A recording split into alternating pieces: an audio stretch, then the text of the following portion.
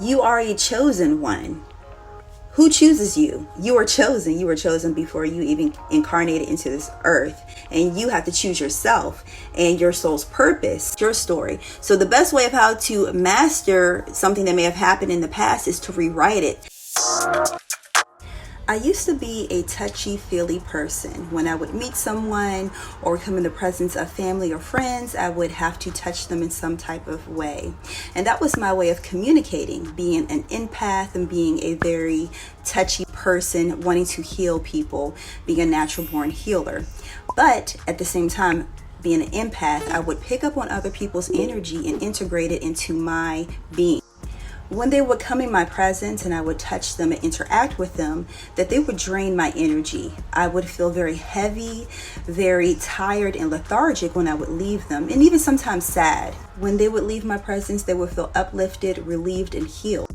I used to have panic attacks. I used to have anxiety. And these are things that we do not learn in religion or either in the school system about energetic exchange. When you come in contact with someone, whether physically or even over the phone, any form of communication, being an empath and even being very introverted within yourself, that you do not know how to communicate and how to block your energy. And even when you may feel uncomfortable or overwhelmed and bombarded, you may not know where it stems from. You may not even know about how people can cipher energy, how they can intrude on your energetic space. And we all have been guilty of being an energetic vampire or parasite, if you will. Both ends of the spectrum of giving and receiving. But where it can become draining is when you are overextending yourself and overgiving and not replenishing your energy. One way of how to address this issue is knowing your energetic boundaries, knowing when you feel like you're being depleted of your energy, learning your triggers, learning your limitations, learning your boundaries with embarking on this journey.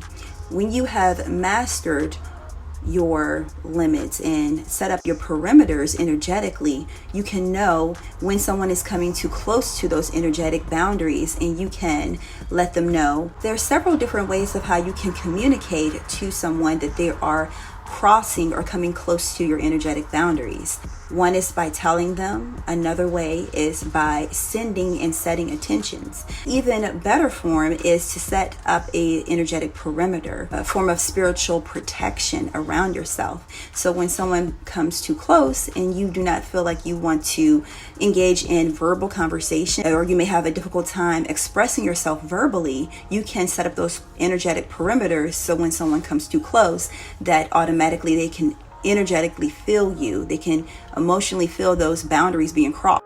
Some people really do not know that they may be crossing a boundary with you, that they may be intruding on your personal space, whether that be physically or even energetically. So it's your responsibility to let it be known. And we must also keep in mind that we are all on this journey of life, that we are learning how to relate to one another as the times are changing, as different mindsets are dying away and new ones are emerging, as new thought forms and new balances and energetic expressions are coming in, that we are all on this journey. So pointing the finger at someone else and blaming them for crossing your energetic boundaries may not help the situation, because everyone is you pushed out. So it's something that you must address within yourself. So when you have addressed it within yourself and you already have set that attention and put up your parameters energetically, we are all energetic creatures. They will start to feel that energy, whether consciously or subconsciously, that those boundaries have been set up. So therefore they can stop. Even if they are not conscious of it, they will stop crossing those boundaries. Or either the Divine Spirit, the Most High, God, will remove them out of your life. So playing the blame game, this whole narcissistic movement about people being narcissistic towards you, or narcissistic relationships, it's relating. Relationships are the art of relating. You're being challenged to step up to the plate and really find what you want out of life, discover it, make that intention, set that intention, and then enforce it. They're going to remove themselves out of your life, or either they're going to step up to the plate and follow and fall in line to your intentions. It's all about magic. When we realize that we are the center of our lives, and that everything else all around us is centered around us and therefore under our control. Doesn't mean that people don't have their own free will. It means the interactions that you have with other people, you control. So when we understand that we can set the intentions for the boundaries. We can set the intentions for what we want out of those relationships. You are a chosen one. Who chooses you? You are chosen. You were chosen before you even incarnated into this earth. And you have to choose yourself and your soul's purpose. So therefore, you can have the power, the strength, and the knowledge on how to relate to others and how to guard your energy, how to step into your divine power. We cannot hand over our power from ourselves to others. Everything that happens for the reason of to master yourself and to master things around you. Say that you're supposed to dictate to others, but dictation actually means the way how you dictate your reality, the way how you speak to it, how the way you interact and speak with others. So dictatorship is speaking, how you speak into your life, how you speak into the life of others. The reason why a narcissist may show up in your life is so that you can master yourself. You can stop hiding from your true self. Your true self, your higher self, may shine best through the crucibles of pain. It may not always come through pleasure. So those pleasurable relationships, only because they're pleasurable, may not be beneficial for your soul's evolution. And if you have been through a narcissistic relationship, it's not for to stay stuck in the past. It's to go back there and rewrite that history, his story. It is her story, however you want to phrase it. It is your story, not his, not hers, not nobody else's story, but your story. So the best way of how to master something that may have happened in the past is to rewrite it, to transmute the situation, to work your alchemy, work your magic, work your mental, however the way you want to phrase it. It all boils down to you mastering yourself. You can't live in the shadow of someone else, and you cannot live in the shadow of the old you. In order to emerge as a new person, as a new entity with a new life, you have to let go of the old. And the best way of how to let go of the old is to really release it. Sometimes I would think like, okay, for people to really understand the reason why I made certain decisions, or for people to be able to empathize with me, I have to live in that old form of Ashley. But that old form of Ashley served me then, but she cannot serve me now.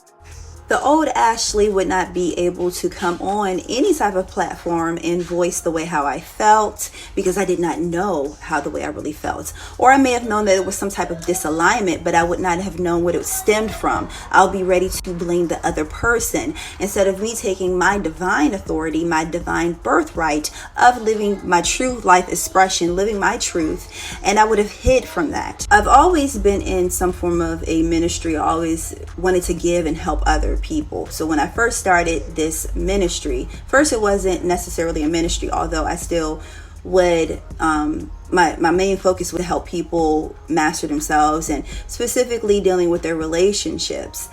But I formed an alternate ID, an alternate persona, because I didn't feel comfortable and empowered enough to be myself. Ashley couldn't have done that, so I had to create another persona. You could always form an alternate ID to help you step into that power. Think about Beyonce. That's a great example I can think of, because everybody has heard of her. That before she became like the Beyonce now, she formed an alternate ID called 𝘆Fierce. And so 𝘆Fierce was her stage presence that helped her embody that next level her. So maybe that can help you by embodying the next level you. Give it a name, give it a title. Another thing as we are coming into this new age is that we have to understand that things are changing, number one, but we should also question some of the reasons why we feel like we have been mistreated. What does it come from? It comes from these stereotypes, and stereotypes are formed from ideas that are projected since a young age onto us. So we also have to question, why do I feel this way? Who projected this idea onto me to make me feel like I have been cheated out of something? Is that something that comes natural to us? Why do we feel like we have to place a title, a name, a stigmatism onto these people, or even onto ourselves? Why do we feel like we have to uplive with our appearance, what they had, what they have projected onto us? We have to ask ourselves all of these questions. You may come to the realization that you no longer wanted what you once desired. You may realize that that was an old desire, or even a desire that was never yours in the first place. You have to allow yourself to explore, to question. Allow yourself to question the norms. Allow yourself to question why, who, when. All of these different questions will help you find out who you truly are. Hopefully this video did help someone out there. Please leave comments. You can share your experience, share tips, ideas. I have no problem with answering any questions. And I thank you guys so much for supporting this ministry in the many different ways that you do so. You can always check out the different links that I have listed down below and different ways of how you can reach out to me. Love you very much. This is Minister Ashley. Peace.